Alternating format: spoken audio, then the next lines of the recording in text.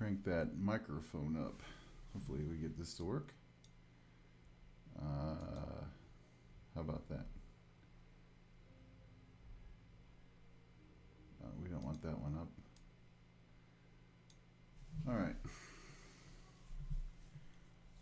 Cool. So, yeah, here we are. And this will be kind of officially week number 4, but like it's actually more like 3.5, if you will. Hello, everyone. My name is Coach, and welcome to Coach's Corner. So, sorry, I'm like getting up and moving around, taking off my hoodie. So this week, we're going to talk about Adobe Illustrator, and I'm still super lame with my live streaming stuff. So there's no like super cool interactive screen, and I still need to go out and buy a good webcam so that you guys can actually see my face while I'm speaking. So I still have like a lot of work to do, and for that, thanks for bearing with me. As usual, I have my bottle of San Pellegrino here, and I highly recommend that you get yourself some kind of refreshment, whether that be a tea or a coffee or whatever else makes you happy. So today, let's talk about Adobe Illustrator. So at the Go Create facility, they have the Design Center, and the Design Center has, I want to say, 1, 2, 3, 4, 5, 6 computers downstairs that have Adobe Illustrator on it. And then there's computers upstairs as well, and those have Adobe Illustrator. So if you don't have your own copy of Adobe Illustrator installed on your own computer, you can follow along. Anytime I'm doing anything Adobe, you can go to the Go Create facility, as most of the time they'll be open while I'm giving this presentation. Otherwise, this video is being recorded, so therefore you should be able to follow along at your own pace at a later date if you need to. I do have the comments. I'm monitoring the comments on the right hand side in the live chat. So I'm making an effort to look over there every couple of minutes just to make sure that I'm catching your guys' questions, comments, and or concerns. Alright, so the reason why the Adobe Illustrator course, or the stuff that I'll be showing you, is good to know, or how it relates to Go Create, it's a one-to-many kind of relationship. So with Adobe Illustrator, you will be able to use tools like the plotters. If you're trying to cut vinyl stickers or sign work, you'll be able to design large format prints. You'll be able to make stickers. Let's see here. The D2G direct to garment printer. You can design t-shirts and go directly into the textile studio and print your designs on your shirts. You can become your own t-shirt brand. And I also think that they have, the Sublimator works as well. So if you design something really, really cool, then you can print that and then, of course, sublimate it into your fabrics. I don't know too much about which kind of fabrics do what and how to do sublimation. So with that, I just invite you to reach the Go Create staff and learn more about how to take the designs that you learned how to make and put them on t-shirts, or even some more guidance on how to use the large format printers and the Mutah cutter. Additionally, I know we have some real artistic people out there. So you can even use Adobe Illustrator to generate designs that can be put on the CNC plasma torch in the welding shop and also with the water jet in the metal shop. I myself have used Adobe Illustrator to create some really nice going away plaques and large signs for the Air Force Base. So with that being said, today is kind of a longer one. That's why I didn't start streaming in advance to play long music. So I'm going to kind of go around like, here's the welcome screen. Here's, certain buttons and yada yada. And then we're going to go into actually playing around with some designing.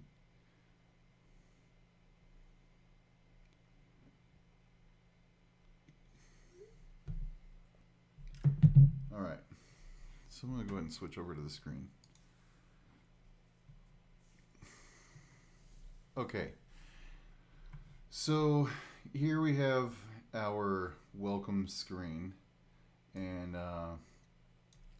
it's kind of like it's not terribly different from other welcome screens, but basically right off the bat you're greeted with some options that you can do, some presets, if you will. So like if you're designing something to fit letter or a postcard, if you're trying to do something that is like for web-based designs, if you're trying to do app designs, for example, you can get the size for like an iPhone 10 and start laying out like app screens and how everything should look. If you're trying to make video overlays like the one that you saw in the entry video for the stream, like you can hit these presets and there's all kinds of different presets available to you. It's kind of funny because like, I mean, I'm not trying to poke jokes here, but why is iPhone? Oh, they must have, no, they didn't do this in alphabetical order, but iPhone's at the top. Are they trying to say something? Like iPhone and Apple is better? I don't know. Anyway, web templates, print templates, and you'll notice that like from one preset to the next, the units of measure are subject to change. So if we look at mobile, you'll see everything comes in pixels. Same thing with web. But when we go to print, everything is in points. When we go to film, pixels, art and illustration, back to points. So those are your various templates. Go ahead and close that for now. There is a shortcut here for how-tos and how to learn some. These are some of my recent documents. You might recognize some of these things from like when I start live streaming. On the left-hand side, you have your home menu, learn, and here's just some basic stuff on using Illustrator. So again, if you're the independent researcher type, there's plenty of things for you to check out on the side there. You can see any of your cloud documents. So I have like my multi-scale logo. If someone shares with me, right? So like maybe if Cassidy at Go Create like wanted to share a design and have me take a look at it, she could do so, and everything that she did share would be shown here. And then let's see, deleted. I haven't deleted anything. We can create new and we can open. So I'm just going to go back to the home.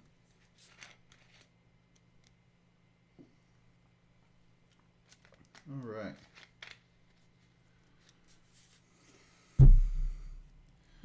Some of this intro stuff is going to be like a little winded, but bear with me. Okay. So here we go. We have our, this is pretty much a standard layout. See, I'm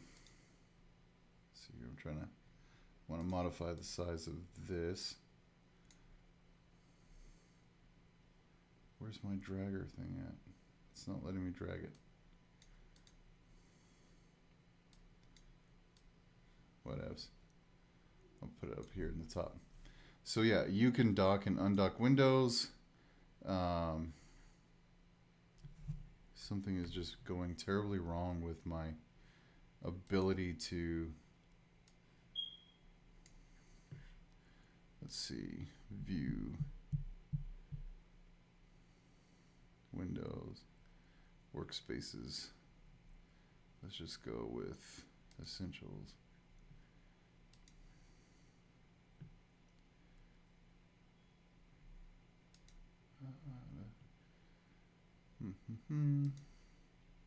Just bear with me. I'm really fighting this here. We'll go to Essentials Classic and hopefully, okay. Why won't you let me do, I want to change this, but it's not letting me. I'm going to close it, guys. Sorry. Close it and reopen it.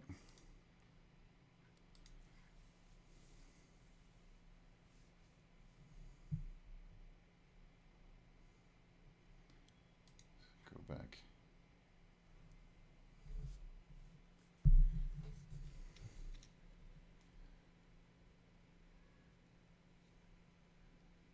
So, whatever. I don't know why it's being difficult, but it is, guys. It is. All right.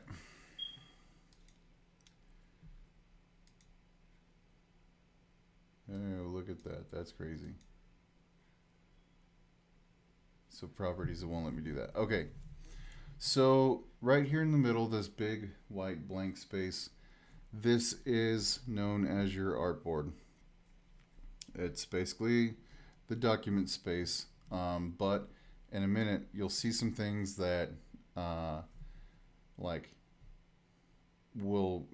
basically you'll see that you are not constrained to have your work only in this white space. You can have it pretty much anywhere. On the left hand side we have some of our basic tools. So I'm going to go ahead and expand this out. So we have our selection tool, which you'll see that they give you like a keyboard shortcut next to everything. So the selection tool is, let me just try to let me see if I can place something here. Documents. So I'm just going to put, so we'll just place that right there. Okay, so if I want to move this around, I'm using the selection tool. But if I specifically want to work with the paths, I use the direct selection tool, which is the shortcut, the keyboard shortcut A. And you'll notice that the bounding box goes away when I'm using the direct selection tool. And using the direct selection tool, I can basically directly select a point on this path and I can manipulate it. I can drag it around and completely destroy my logo, and I can do some really gnarly stuff, right? So I'm going to hit Control Z to undo that, and then I'm going to go back out to the selection tool, and that's pretty much how that works. So I'll get rid of this for now. We have our pin tool, or the shortcut is P, and we can drag. We're making a path, so this is more like a rectangle. All right. When we click and drag, it creates control handles, and it allows us to make this like really nice curved line. So just do this again, and if I just keep clicking and dragging, every time I create a new point, I get curves. So let's move that up there. Go back to the pin selection tool.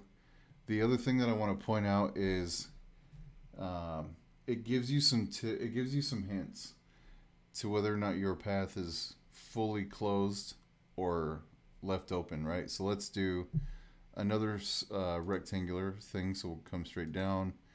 We'll go straight across. We'll come up. And then as soon as I hover over that first point, you'll notice a tiny little circle to the bottom right of the mouse pointer. So if you click that, that path is fully closed. So let's do one more. Come down.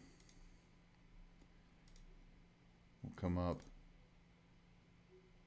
I'll put one right there and I'll hit escape.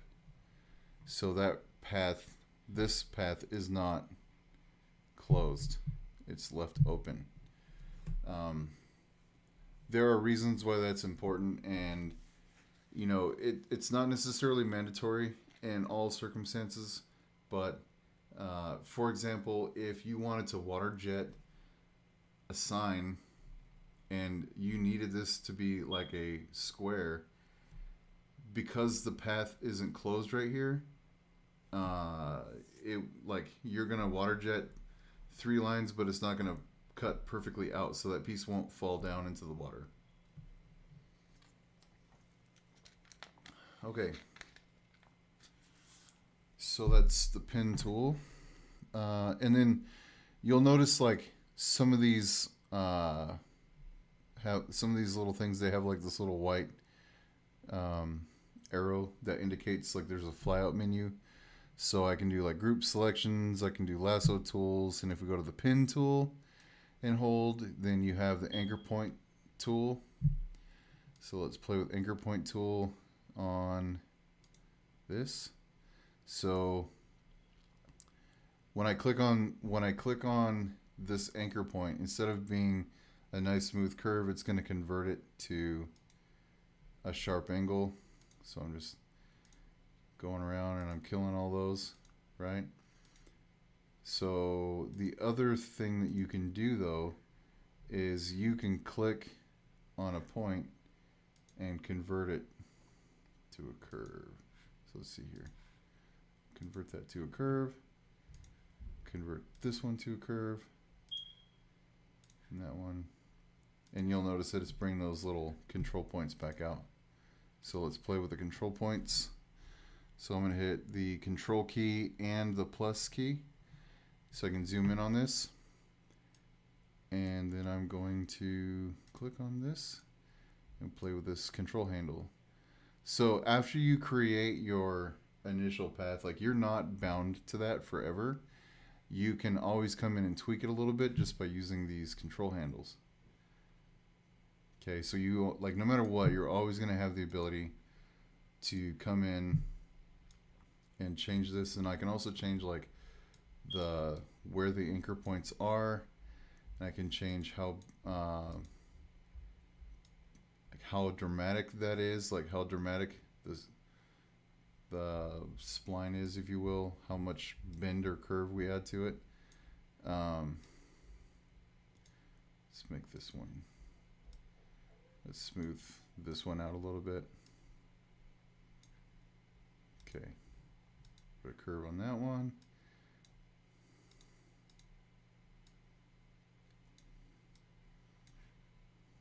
Yeah, and I'm by no means, I do not consider myself to be like the best artist in the world, but it is what it is.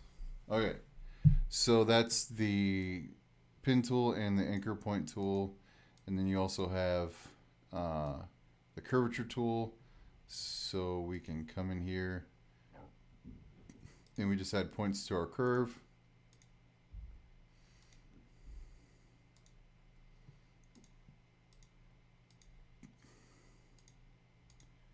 Yeah. All right, so let's go ahead and let's kill some of this. So I'm going to hit Control 0 to zoom out, escape to cancel out that tool. Use a direct selection, and I'm just going to get rid of some of these things. Let's go back to our direct selection or our curvature tool, and we'll add this really cool shape right here. I'll hit escape to complete that. Now you'll notice like there's this side and this side, and it's automatically trying to fill in the pockets, if you will. Okay, so I'm gonna do this one more time. We'll come back around and make a circle, and we'll close it off. Let's go back to the direct selection tool and play with this one. So if we change our fill on this to nothing, we just have a straight, like, there's just a line, that's it. And there's nothing to be seen there. But we can go in and add stroke, and the stroke is like the thickness of the line, so I can add some thickness by saying, okay, I want it to be 18 points. Same thing here. We can put a red stroke on this, and we can increase that to 16 points. We can also play with some opacities. So let me grab this curvy thing again, and I'm going to make some kind of like weird Picasso looking face. So let's add a point here.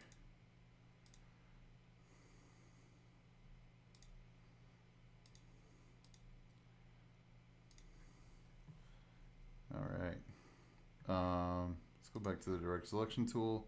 So with this shape selected, I can go back into the opacity, and I can make that like 50%. And so therefore you can see like the stuff behind it. Here's another fun thing that you can do with shapes. Let's make this one's fill green. And what I'm going to do now is I'm actually going to move the stacking, if you will, for this shape. So I'm just going to go to Object Transform. Actually, it's Arrange. And I can send it back, or I can send it backward. So I'm going to send it to the back, and you'll notice that it's now behind this black stripe. And then I'm going to use the keyboard shortcuts this time. So I'm going to hold the Control key, and then I'm going to hit the bracket, which is just underneath the backspace and plus sign on the keyboard, and I'm going to tap that while holding Control and attempt to move it forward. Why isn't that shortcut working for me? Oh, because it's not selected. So there we go. So using the right square bracket, I can bring it forward. Using the back one, I can move backward. Oops, cancel. Okay, so that is a little bit more on that. You also get some primitive shapes. So you get your rectangle, you get your ellipse, polygon, star, and line segment. So we'll play the rectangle one first. So with the rectangle tool, you can drag pretty much any shape you want, but if you want to constrain it to be a perfect square, you can hold the Shift key and then drag out, and it will constrain it to be a square only. All right, so I'm going to undo my Shift key, and basically I can create my square. If you create your square and you're like, I'm not really too happy with, maybe it needs to be like exactly a certain kind of amount. So we can come over to the width value, and we'll just say, I want this to be 20 points, and then I want this to be 20 points, and now we have a square. And let's get rid of some of our stroke so it's back. With that again, we can come out here, we can make a square again, and let's say that we want our width. This is kind of a fun one. So if you're an absolute control freak and you're trying to do some like, hey, I need it to be this, right? So let's say I want to make a plate. I want the plate's width to be 5 inches. So I can just put 5 inch or 5 in there. And then I want it to be 7 inches high. So boom, there you have it.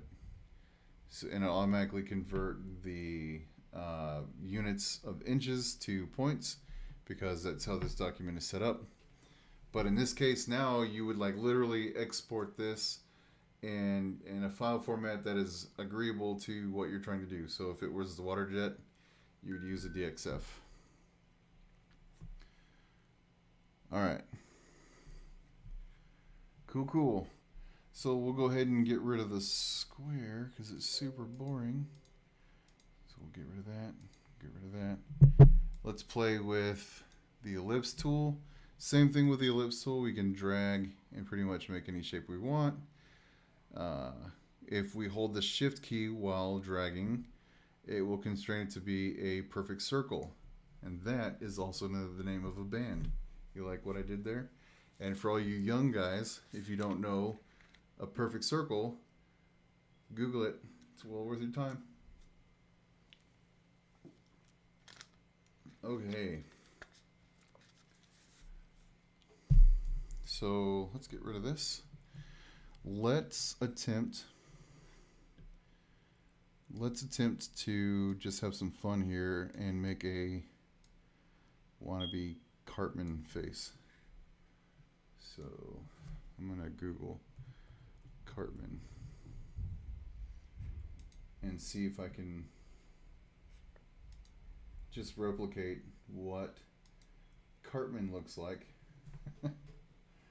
All right, so we got a like a football shaped head, so we need to obviously not have any stroke, and then we can come in here and pick a skin color. So we need to be somewhere that's like super lame, so we'll try to soften that up a bit. Whoa. Maybe a little bit of magenta there. Okay, so we got that. Now let's do a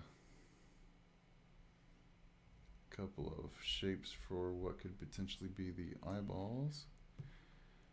So I'm going to go ahead and push the A key to move this about. Go to my properties. Let's change the fill to white for the eyeballs. Okay, bring that over there.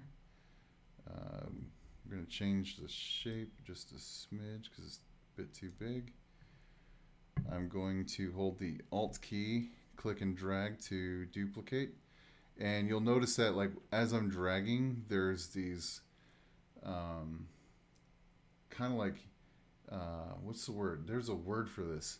It's like an inference line basically that says, hey dude, if you move it right here, you're going to keep it well perfectly aligned. Actually, I'm going to undo this because I don't really want, I want to rotate this just, so rotate. What's going on that? That's weird. I've never seen that before.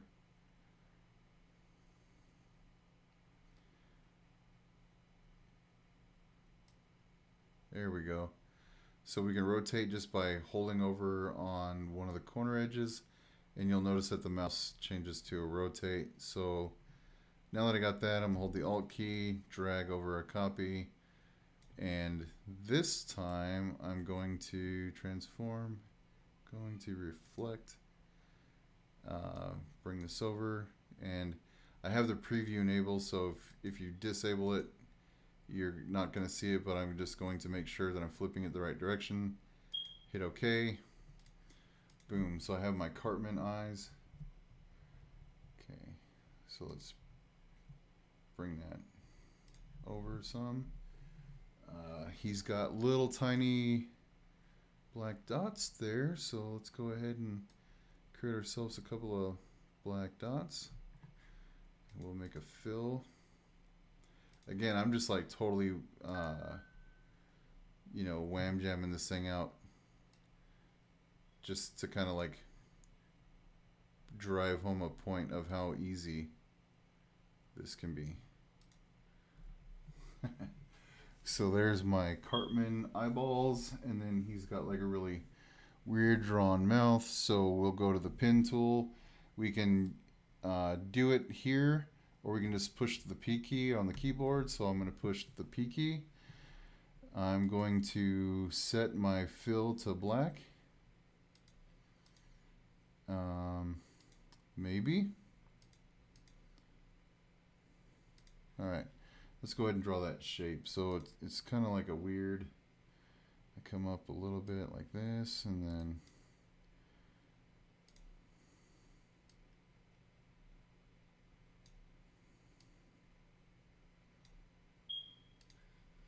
okay, there's his mouth, so we can put that right there. I'm going to use the A button on the keyboard, and I am just going to manipulate the shape just a smidge. So click on just that point there and just sort of finesse this poorly drawn Cartman. So you see this path, right? And like no matter how I change it, like maybe I'm not getting exactly what I want, but I can get exactly what I want if I added another anchor point to this path. So to do that, I'm literally just going to push the plus key on the keyboard and click right here on the path, and it adds me another anchor point right here. So going back to the P key, and need to add this again. So the direct selection tool or the A key, and now I can select that point and just sort of finesse this out. All right, so we have like a weird look. Let's do a pen tool again, and let's put like the little thing that they usually put, like one of his chin rolls, if you will. So that's good there. Hit the escape key, and I'm gonna get rid of the fill by getting this slash line, and I'm gonna increase the stroke. Let's make the stroke black.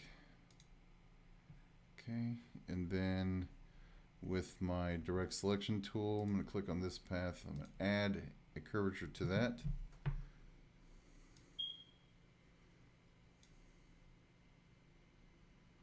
This is like really bad version of South Park characters, but what are you going to do? It almost looks like it's a mustache right there. Whatever, chin roll.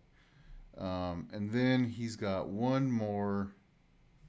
So let's do pen tool. So he's got this like big and final chin roll right there, and escape. And the fill on this is nada, and the stroke on this is black.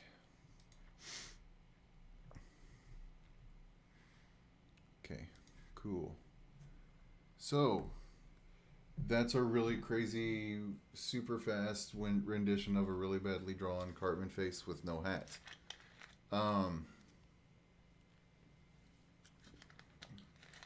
think I'll keep playing with it real quick just to add the beanie, because I wanna bring out a point in something.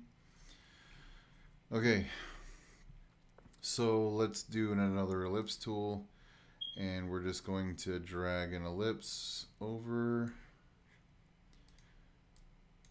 Let's bring it over. Let's change its width. Come up with something here. Let's make the fill kind of like a blue color, because it's what he wears. It will have no stroke whatsoever. So the one thing about Adobe Illustrator that I want to make sure that you guys understand is that there's no particular right or wrong way to do things. So with that being said, I'm going to hit the minus key on my keyboard, and I'm going to get rid of that anchor point right there. I'm going to go back to my direct selection tool, and I'm going to convert this path from a curve to a sharp. Same thing on this one. And then go back to my direct selection tool. I should see a couple of anchors. Actually, I won't, and I know why. Because I need to go to my Uh, here we go. Click on, what did I just do? What did I just do? I did it again.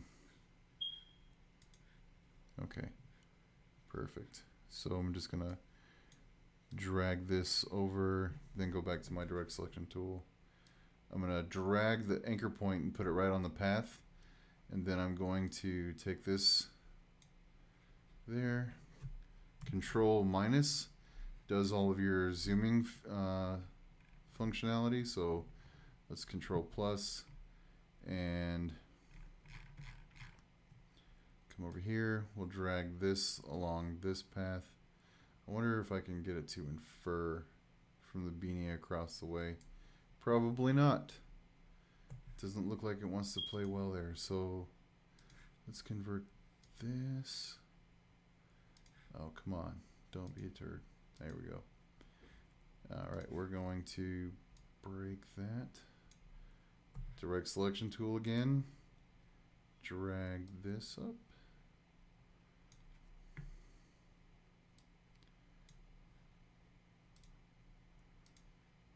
Okay. Just try to match it to the overall shape of his head. Control 0.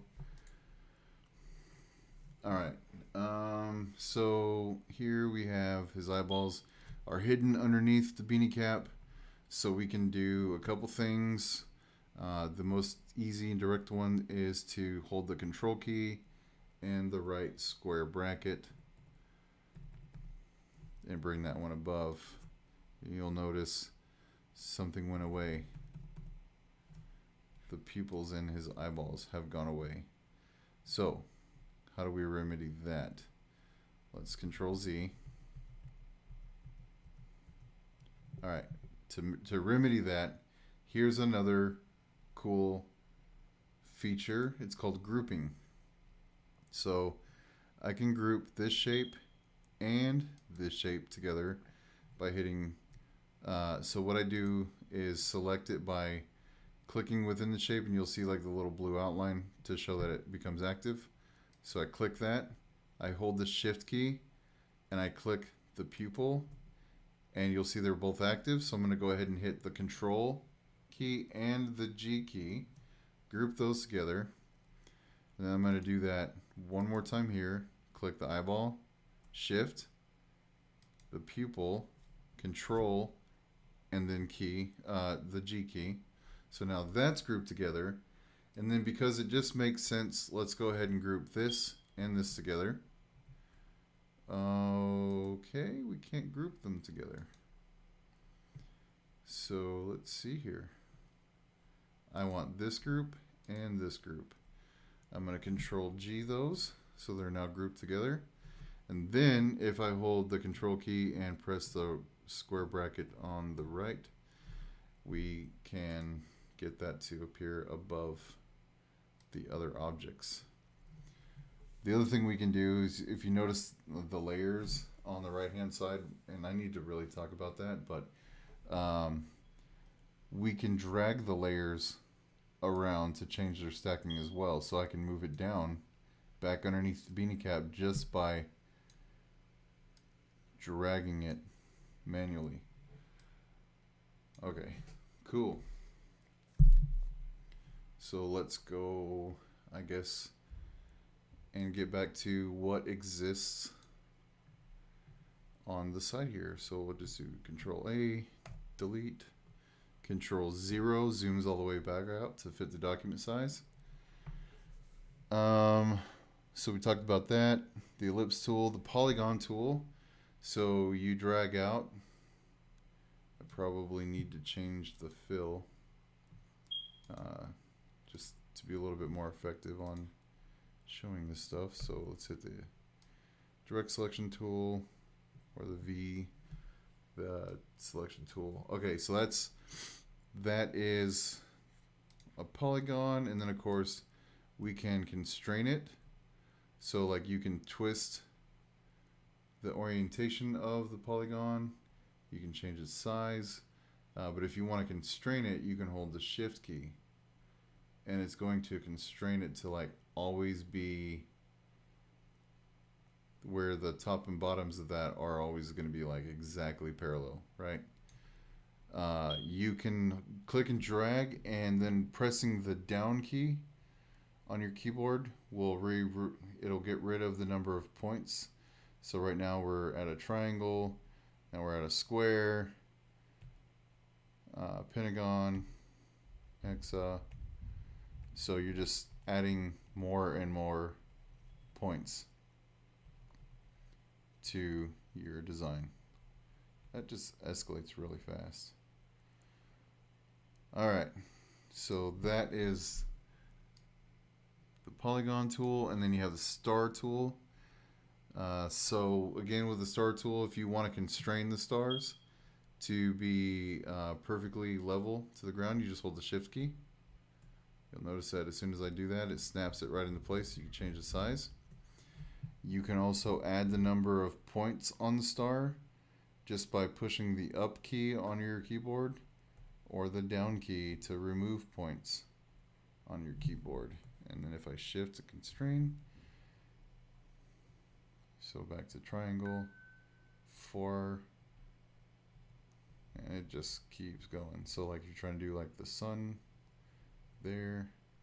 All right, cool. And then the line segment tool, which probably not going to surprise you terribly, but you can make lines. So yeah, I usually like never use that method. So okay, the paintbrush tool. Let's make a, so here we go. You just kind of like the old school Microsoft Paint, you're just freestyling it.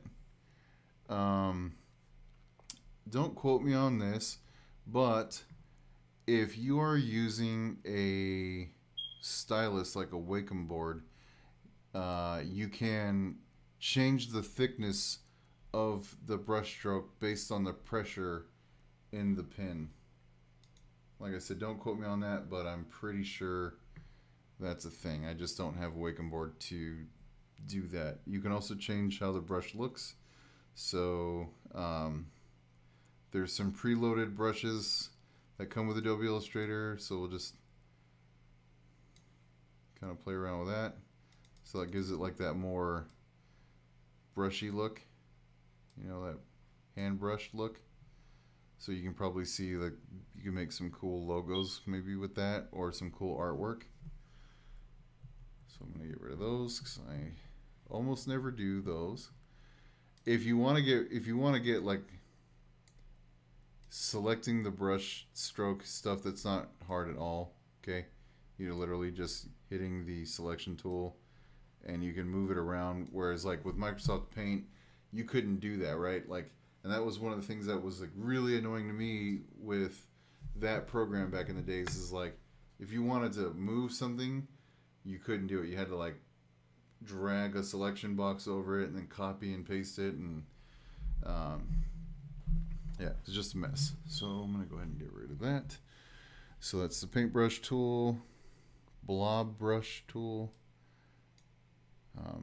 Believe it or not, I've like almost never used the blob brush tool, but it's supposed to like combine shapes or something, but I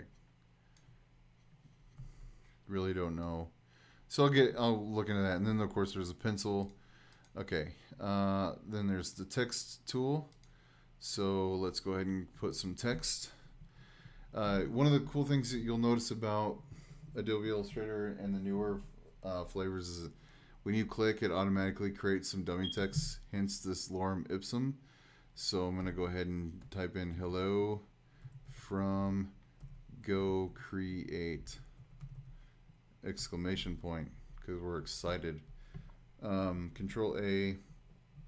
I'm going to come over to the side here and change the size of it. Hell from Go Create. How about putting an O right there? Okay. So there's our text, and I'm going to just make that fit. I can change the fonts, so I can just pick different fonts and be like, hey, that looks nice, and then I can come over here and say the text should be maybe like a blue or something. I'm just freestyling here, guys, so don't judge me on my lack thereof when we're talking about design skills. You can also, let's take this shape here. I'm going to pick on this for a second. You can put text or type on a path. So I can just hover over this path and type. And I can say, this is cool, isn't it? And it's just going to keep following it, right? It's going to follow that. So I think what I want to do is maybe change the shape of this, so or change the size. So I'm going to change it down to be a little bit smaller. Actually, I'm going to go a bit bigger, because I want to show you something. So if I want this to be oriented a certain kind of way, I can find these control points. There's 2 of them hidden here, and then there's 1 of them hidden here. So I can drag this one and change its which one is up. Let's see, I need to come over here. And I'm just editing this is the start and stop points of the artwork, so I'm just kind of finessing that a little bit.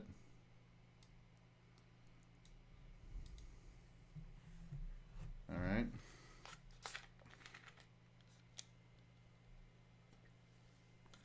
You can also manipulate the way that the text looks on this path. So by clicking that, if you go to type on a path, options will enable the preview, and you can change the effect, right? So you can say, I want it to skew, so it looks like it's kind of like a 3D fence now around that shape. You can go 3D ribbon, stair step, gravity. We can flip it to the inside of the circle, but then that doesn't really look good because the letters are too big. We can align it to the baseline, so the baseline is the lowest point of the letters. We can put it on center. We can put it on the descender or the ascender. I'm just going to put it back on base, and then of course you can play with the spacing, which I almost never do on that menu there. Click cancel. Okay. Cool, so that's how you do type on a path. And so if you've ever played with Adobe or Inkscape, you'll appreciate how easy that was, because Inkscape is very difficult to put text on a path. Okay, we have our rotate tools, our scale tool, our reflect tool, and our shear. So some of the stuff is like pretty self-explanatory. Can rotate. Let's see. Why won't it just work? All right, I'm not playing with the rotate tool for now. We'll show that later. You have your eraser tool, so you'd probably be surprised to find out that it erases stuff. You have a scissor tool, and the scissor tool is capable of cutting stuff up. So let's come in here and just use the scissor tool on a segment or on an anchor point, but not on the end point of a path. So if we go right here to this anchor point, we can cut that right there, and we can cut it again right there. So then if I go to this path tool, wouldn't you know it, we just made 2 shapes. Okay, shape builder tool.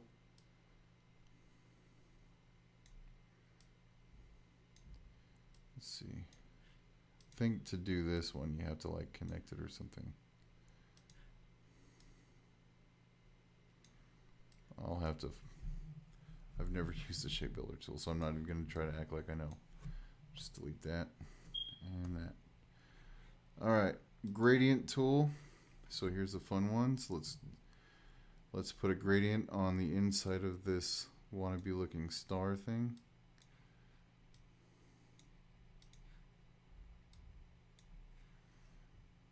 Let's see. So here's our gradient tool.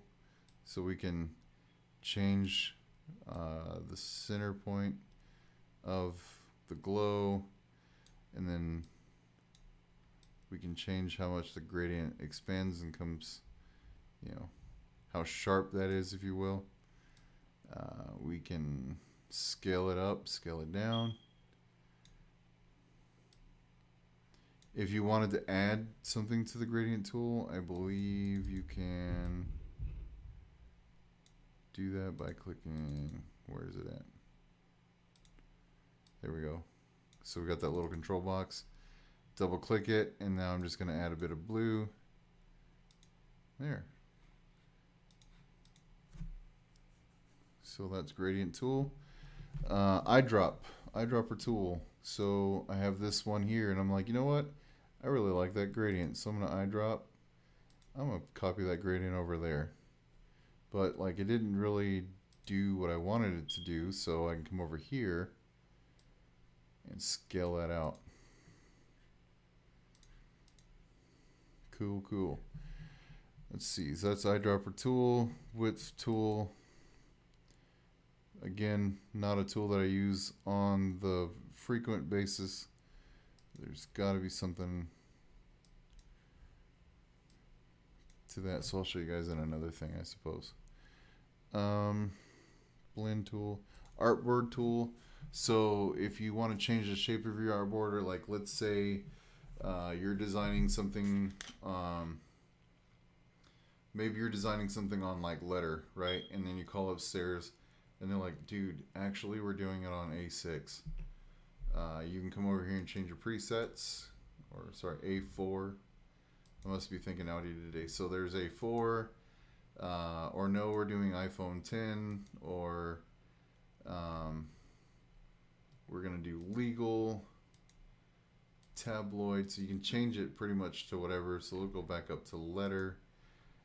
You can also come in and manually put stuff in. So if your person is like, dude, we're doing a business card, and the business card is going to be 3 inches wide by 2.5 inches tall.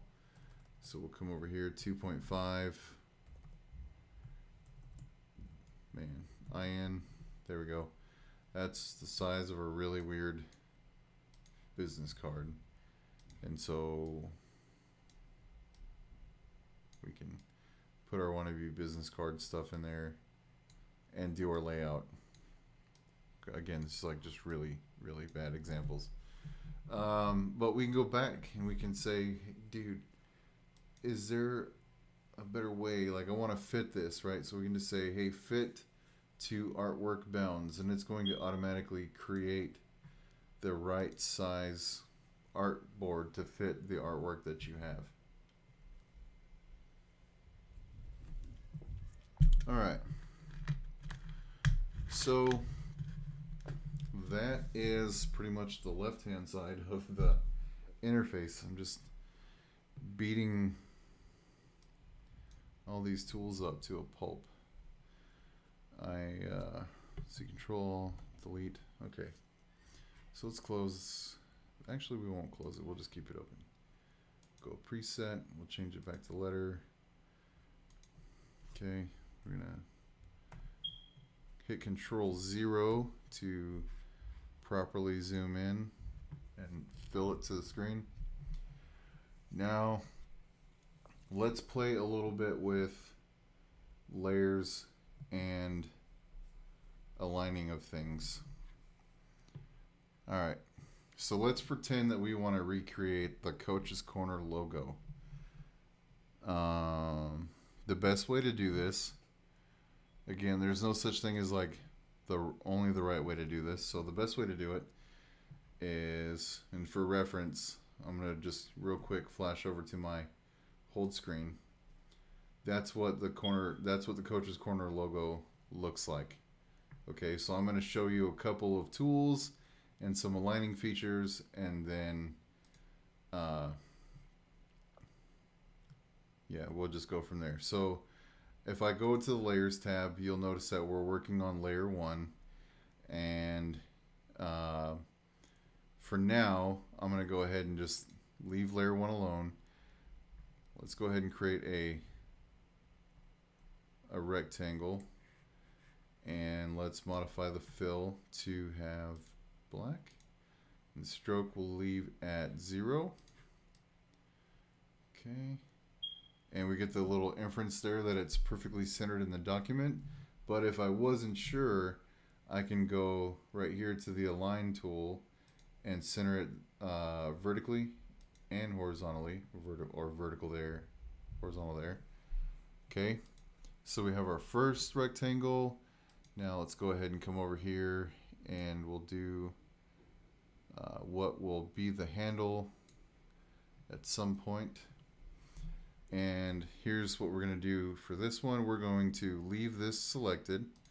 So we'll come over to the selection tool, we'll click this one, we'll hold the shift key, select the big one, let go of the shift key, and click on the big one more time, and now you'll see it's got this thick blue border around it. But then when you come over here, the align to changes. So we have align to selection, key object, or artboard. In this case, the item that has the thick blue line around it is the key object, so we're just going to leave that how that is. And now, if I say I want you to align these verticals, it'll align this vertical point or this center point to that center point vertically. Alright, so I'm going to unclick that for now, but our logo isn't necessarily centered on the artboard, and that might be really distracting to some. So if I really wanted to, I can drag a selection box over both items, hit the Control and G key, and align it by hitting this horizontal align center. For now though, I'm going to undo that, undo the grouping, because I still have some things that I want to do. So let's do this now. Again, there's no wrong or right way to do this, but let's click on this larger square. Let's go to Object, Path, Offset Path. Notice how I still have my preview turned on. And we have a positive offset of 10 points. So I'm actually going to hit the negative key, 20 points. And I'm going to offset it inwards, and I'm going to click OK. So now what I just did is I created 2 boxes. And to show you the 2 boxes, even though you can't see it, I'm going to hold the Control key and press Y. And now you can see the pass with no fill. It just shows everything. So I'm going to go ahead and hit Control Y again. I'm going to take this inner one that I just created, hover over the center control point right here, drag it up, and just so you can see the difference in this, I'm going to go ahead and hit the red fill so that you can see there's 2 different shapes. And what I'll do now is I'll click the top one, I'll click the one that's just behind it, and then I'm going to go to a tab called Pathfinder. And if that tab isn't open, so like if it's just out, not docked in your guys' thing, you can go to Window, Pathfinder, and it'll show up there. Let's hit OK. Cool. I'm going to put that back, dock it back in there. There we go. What I'm going to click now is the minus front, and so it's going to get rid of the red square in the front and leave the behind. And there we go. Very, very cool. Let's do this one more time. So we select this object, go to path, offset path. We still have our preview turned on. Our last used setting of -20 is there. So we hit OK, select this one, drag it out. We're going to make it red just so you can see the difference. Click on this one and shift key, select the one below it, go back to Pathfinder, minus the front. Outstanding. And so now we have the first beginning portions of our logo. We need to create the contents of this cup. So we'll just come over here, arbitrarily drag in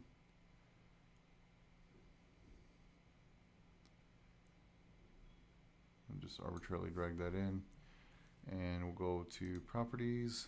We'll change its fill. We'll make it blue color, I suppose, which is not necessarily the exact logo for Coach's Corner. Now, if you're like me, you're probably freaking out right now because the blue isn't perfectly centered on the cup. So that's actually like a really easy fix. Some of you in the back of your minds are probably shouting the answer at the screen. So we'll go ahead and click this one, hold our shift key, click the second shape, make the second shape the key object, if you will, by releasing the shift key and clicking on the black thing one more time, and vertically aligning, or I should say horizontally aligning the center. Alright, so now that's basically good to go. And let's do, I'm going to do this. Let's go ahead and take a rectangle and we'll make, we're going to go ahead and make our slices. So I want to make it exactly 20 points tall.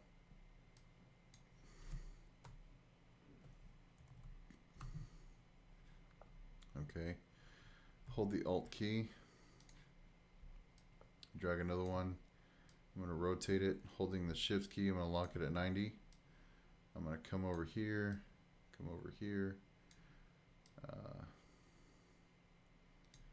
and this is how I'm going to cut that notch out of the cup. Although I don't think it was like that big of a notch. So,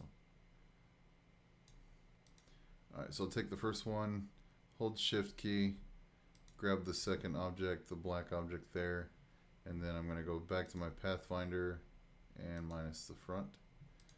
Cool. Do it again. Minus the, whoops, too much.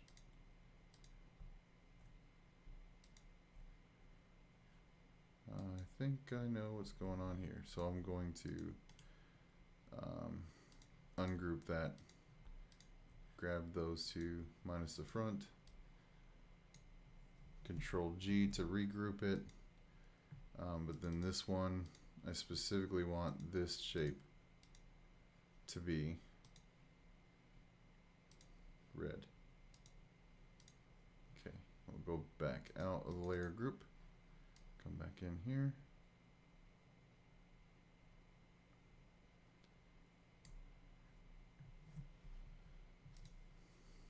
Awesome.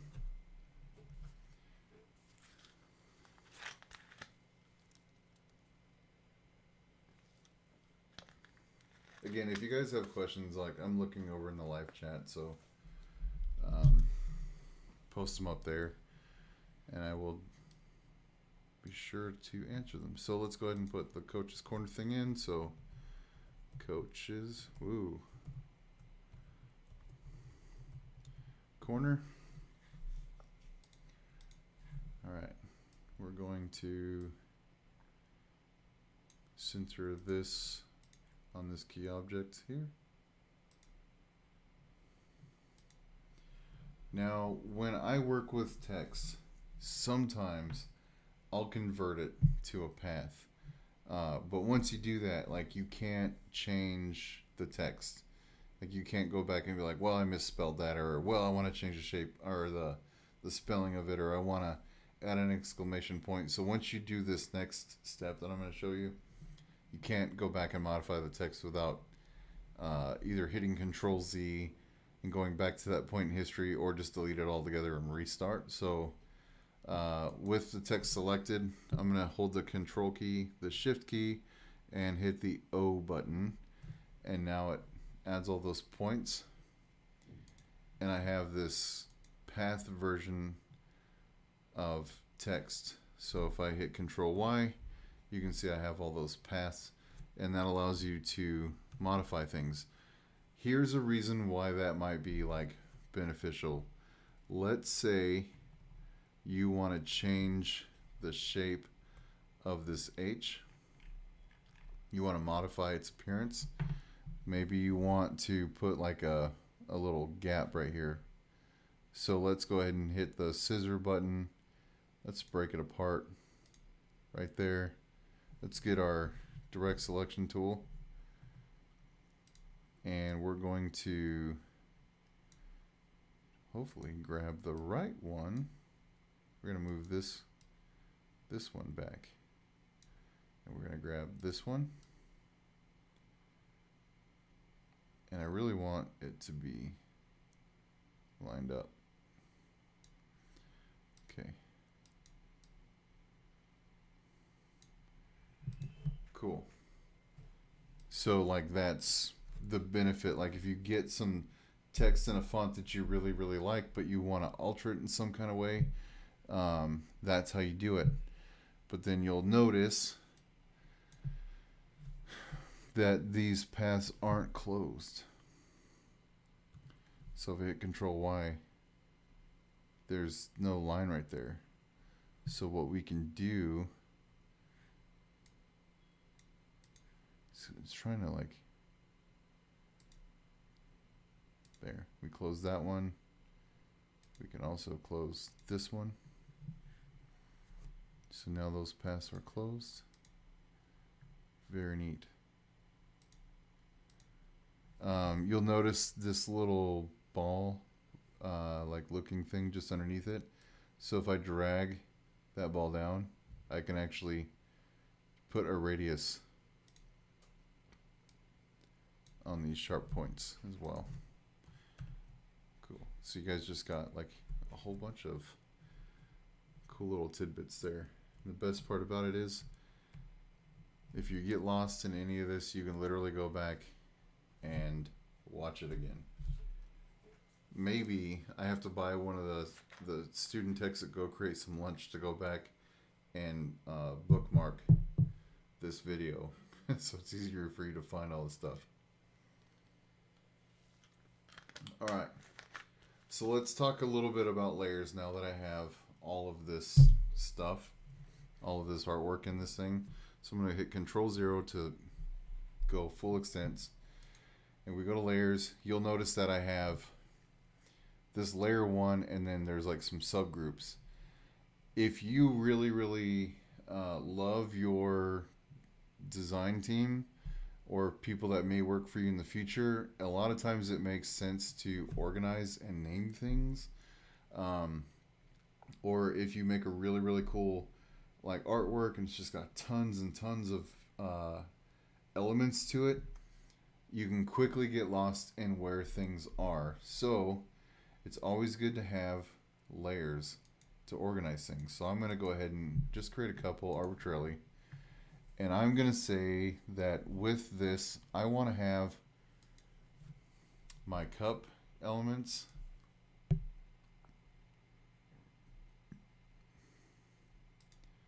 I want my cup elements to be in a layer. So I'll just pull, actually I'll pull this one out. I'm going to put that in layer 2. Grab the handle, put that in layer 2. And then I'm going to take this text. I'm going to go ahead and grab that, put it up to layer 3. And then we can leave layer 1 alone. And we can get rid of layer 4. We don't need that layer. So then the logical thing to do would be to like name it, right? So that you're not guessing. So I can say that this one is cup contents. This one is the cup. And this one is the logo text. Okay. You can hide them by clicking on the eyeball that toggles the visibility.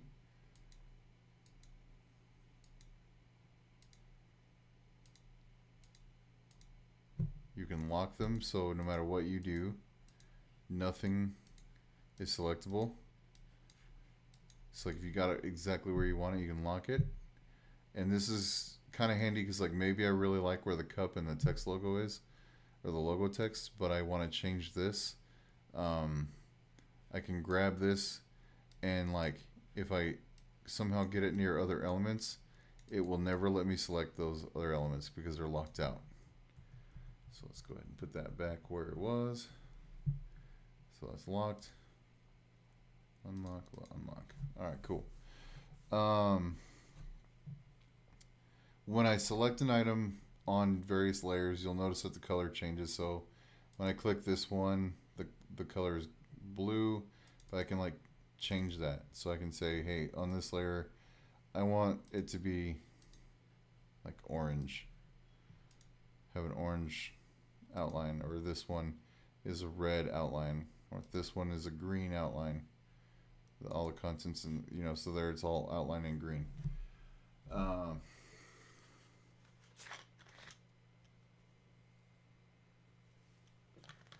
Yeah, let's see here. I'm gonna redock this transform with that. See, it's angle, that's shear. So let's just show you shear real quick. We can do a little negative shear. We do a positive shear. It just changes the skew. Okay.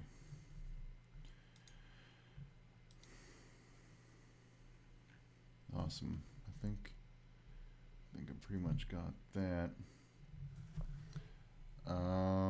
Let's see, libraries. So that's the Pathfinder tool.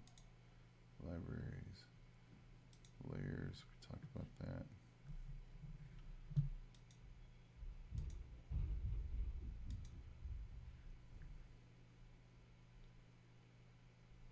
We can, I guess we can cover this distribute thing.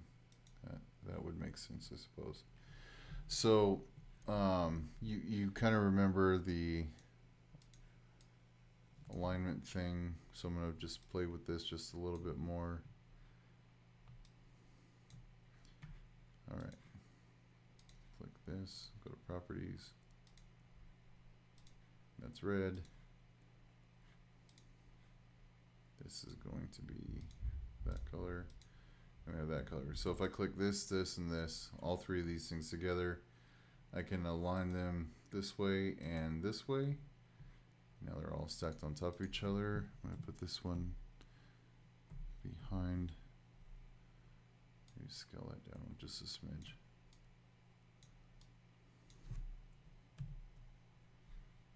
There it is.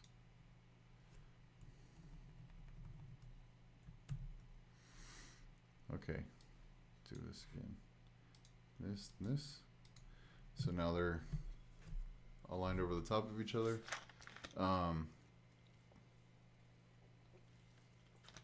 You can distribute objects and you can distribute spacing. So distribute spacing becomes handy if you're trying to do something and you want the spacing to be perfect. So I'm just going to hit Control C and copy some.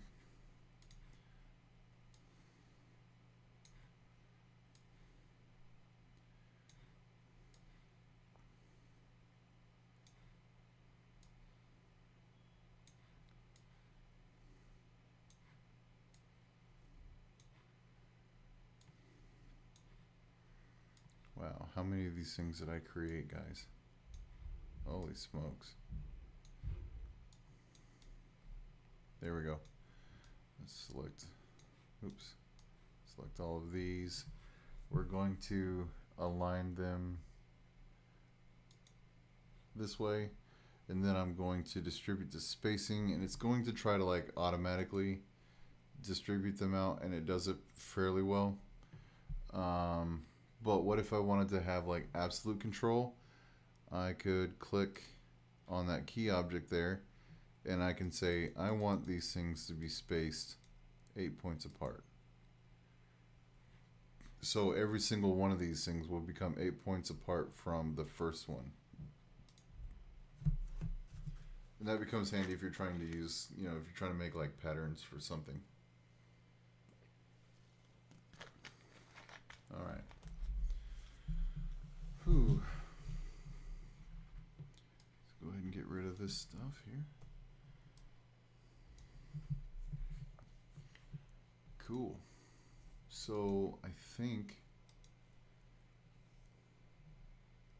that's a relatively well-rounded like intro to Adobe Illustrator. I think what I'm gonna do on my next week's Adobe Illustrator thing is I'll probably pick like some kind of artwork and try to find some ways to exploit some of the tools just a smidge more. Again, like this whole Coach Corner thing is not meant to make you like, I'm showing you the tools, but I'm not going to make you, like the next graphic designer of the world. And I mean, if for some crazy reason what I show you does, and you become like super rich and famous, I like red Ferraris. Just, throwing that out there. I just want to show you the tools that you can use to go to the Go Create facility and succeed. And I think this would be kind of a cool opportunity to collaborate. So I might talk to a couple of the other members at Go Create and see if they want to collaborate with us on the Adobe Illustrator stuff for like digital design. So more to come on that. In the comments section below or whatever in the live chat, it would be like super helpful if you guys would like request certain things that you would like to see explained a little bit better, so that when I come back and do videos in the future, I can dig into those and address exactly what specifically you want fixed or what you want to see. Yeah, we hit a world all-time record this week. We got 3 concurrent viewers at the same time. That was super snazzy. Feeling pretty good with myself. Yeah. So since we're just here killing each other's time, I'm gonna show you like another really cool thing. And this is just kind of like side sort of like reasons to inspire you to learn Adobe Illustrator. So you can go to a site called Envato, and we'll go to products. Let's go to the Envato market. Let's go to graphics, otherwise known as Graphic River. And let's go to popular items. So here's the thing. When you learn Adobe Illustrator and you master the tools, you can turn around and create graphic assets that you can sell on sites like Envato. And I'm really only showing you this because back in my day, when I was, not tied down with kids and other obligations, I used to create content for Envato.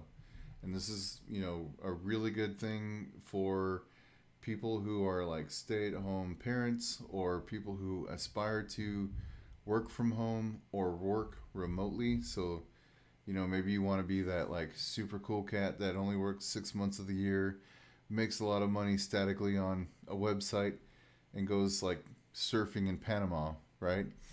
So with Envato, they allow creators to basically design stuff in things like Adobe Illustrator and put them on this marketplace. They get reviewed. Once they're reviewed, they get posted for potential sale. So let's just look at this Neon Monster Creation Kit, for example. You'll see that they also include a PSD file, which is for the Photoshop people, as they so clearly illustrate there.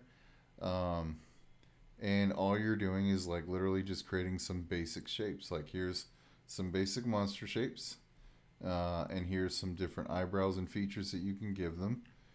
And they will, let's see if they say something about here, more attributes. So you get Photoshop files, Affinity Designer. They'll say the minimum Adobe version, and they'll have some tags. Let's see if we can find, let's go to vectors and go to popular items, because Adobe Illustrator is really good for vectors. Photoshop is like really, really good with like pixel based, in my opinion, pixel based artwork and making photo illustrations, whereas Adobe Illustrator is really good at vectored items, scalable vectors. So here's just some examples that you can see people have created. Like there's the world flags kit. There's people making icons, all very themed and timed seasonal types of artwork. Let's see, presentations, conceptual. What do we got here? Some Christmas background stuff, Easter eggs, puzzles. Yeah, so anyway, I just wanted to show you that because like once you learn Adobe Illustrator, or even Photoshop for that matter, you can come in websites like this and you can say, okay, so what's popular, like what sells, right? And icons, I happen to know icons are a very popular thing. So if you design icons that can be used in like apps or web pages, people will buy those. And what's fun is that they can be bought several times over. So if like in this case you got this face mask thing, this face mask icon, I'm sure. Okay, as a matter, yeah. So 17 cells. So that dude made 17 cells. Let's see. So he made $68. When did it post? April 8 of 20. All right, whatever. I know that there's like more. There's more things that have like higher sales. So anyway, that was just to show you would-be entrepreneurs that just want to work at home. Oh yeah, look here, 11.4 thousand times $9. So this dude right here on this massive X presentation template, since he's uploaded, has made $102,000 just on that. So anyway, I'm off the soapbox. I just kind of wanted to show you like, hey, there's a potential here for you to generate yourself income. And I hate to say the word, but static income. But then if you want to get back to the other side of why we do this, when you use Adobe Illustrator, like I could literally take this design with a piece of aluminum or a piece of steel and go to the water jet or go to the plasma cutter and cut this out and have my own sign for the wall. Or I can go create stickers that I literally, can put on anything, or maybe I can print it on a large banner and hang it from the outside of my house. I don't know why I'd do that, but um, basically, Adobe Illustrator gives you the tools that you need to really just like rock out. So, between now and next week, I'm going to come up with like an actual project that we'll do. Maybe it'll be like a layout or something, or maybe I'll find like a comment on what you guys want to see created with Adobe Illustrator, and I will work to basically have that like lined up. Today was just more of a, hey, here's how this tool works, or here's how this, or this is where you find that. Just enough to get your appetite going for future classes. So yeah, next week we'll do another Adobe Illustrator, and then I'll probably transition to either Adobe InDesign or Photoshop. Not 100% sure. Still kind of waiting on your guys' feedback. Anywho, I am, I think, done for the noche. You guys are awesome, and we'll catch you next time.